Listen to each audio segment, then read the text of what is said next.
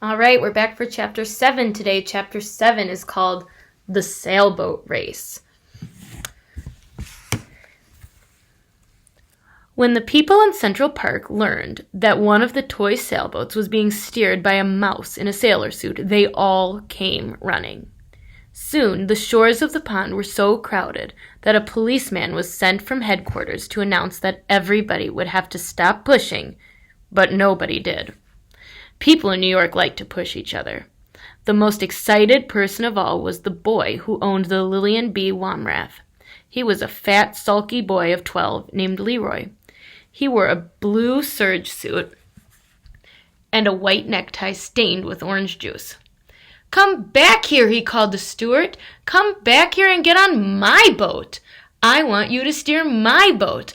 I will pay you $5 a week, and you can have every Thursday afternoon off and a radio in your room." "I thank you for that kind offer," replied Stuart, "but I am happy aboard the Wasp, happier than I have ever been before in all my life." And with that, he spun the wheel over smartly and headed his schooner down toward the starting line, where Leroy was turning his boat around by poking it with a long stick, ready for the start of the race.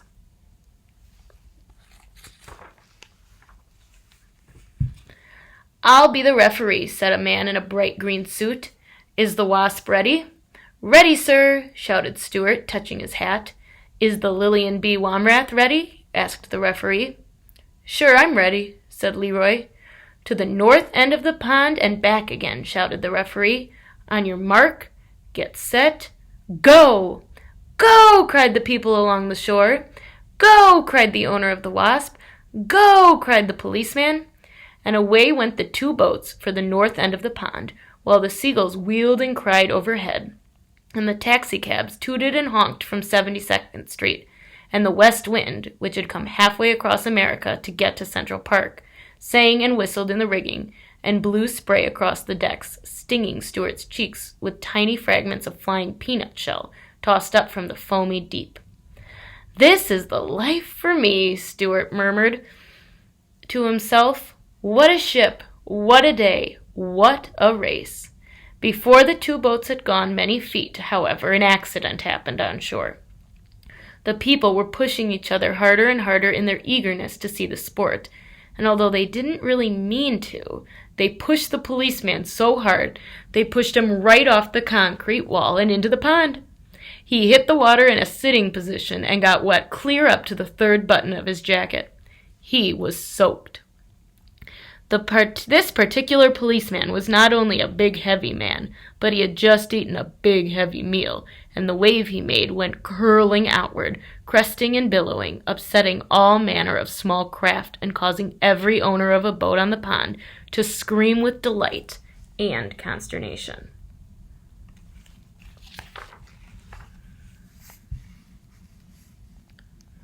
When Stuart saw the great wave approaching, he jumped for the rigging, but he was too late. Towering above the Wasp like a mountain, the wave came crashing and piling along the deck.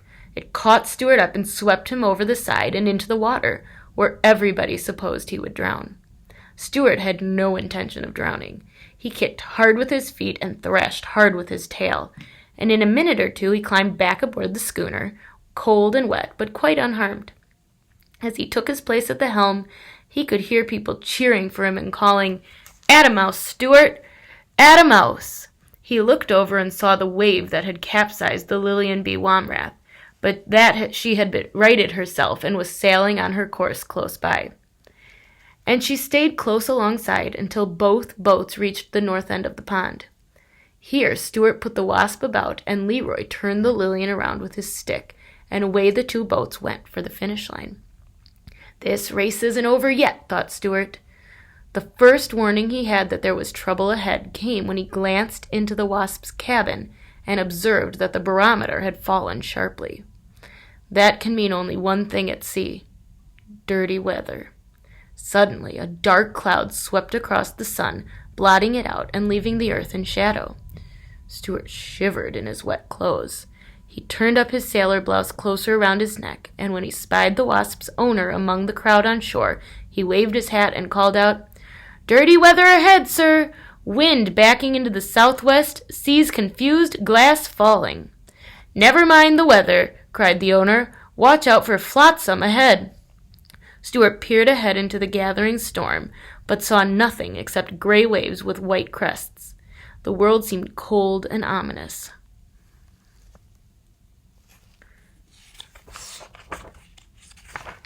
Stuart glanced behind him. There came the sloop, boiling along fast, rolling up a bow wave and gaining steadily. "Look out, Stuart! Look where you're going!" Stuart strained his eyes, and suddenly, right ahead, right in the path of the Wasp, he saw an enormous paper bag looming up on the surface of the pond. The paper bag was empty and riding high, its open end gaping wide like the mouth of a cave. Stuart spun the wheel over, but it was too late. The Wasp drove her bowsprit straight into the bag, and with a fearful whoosh, the schooner slowed down and came up into the wind with all sails flapping. Just at this moment, Stuart heard a splintering crash, saw the bow of the Lilian plow through his rigging, and felt the whole ship tremble from stem to stern with the force of the collision. "A collision!" shouted the crowd on shore. In a jiffy, the two boats were in a terrible tangle. Little boys on shore screamed and danced up and down. Meanwhile, the paper bag sprang a leak and began to fill. The Wasp couldn't move because of the bag. The Lilian B. Womrath couldn't move because her nose was stuck in the Wasp's rigging. Waving his arms, Stuart ran forward and fired off his cannon. Then he heard above the other voices on shore the voice of the owner of the Wasp. He was yelling directions and telling him what to do. "Stuart! Stuart! Down jib! Down staysail!" Stuart jumped for the halyards, and the jib and the fore staysail came rippling down. "Cut away all paper bags!" roared the owner. Stuart whipped out his pocket knife and slashed away bravely at the soggy bag until he had the deck cleared. "Now back your foresail and give her a full!" screamed the owner of the Wasp.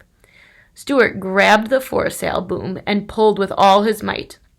Slowly the schooner paid off and began to gather headway.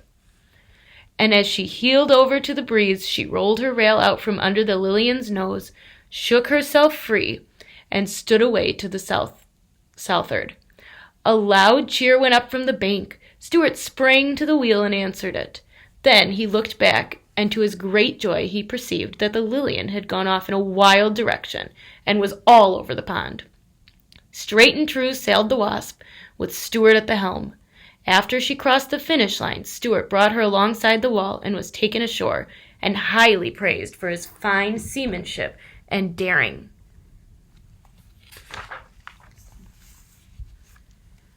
The owner was delighted and said it was the happiest day of his life. He introduced himself to Stuart, said that in private life he was Dr. Paul Carey, a surgeon-dentist. He said model boats were his hobby, and that he would be delighted to have Stuart take command of his vessel at any time. Everybody shook hands with Stuart. Everybody, that is, except the policeman, who was too wet and mad to shake hands with a mouse. When Stuart got home that night, his brother George asked him where he had been all day. "Oh, just around town," replied Stuart. All right, that's the end of Chapter 7. Tomorrow we'll read Chapter 8. Some of you might know that there is a movie based off of this book, Stuart Little. And in the movie, there is a scene about the sailboat race. It's a little bit different than what we just read about in the book, but I'm going to attach the scene so you can watch that scene if you want to, and you can pick out what was the same from the book and what was different in the movie and the book. All right, see you tomorrow.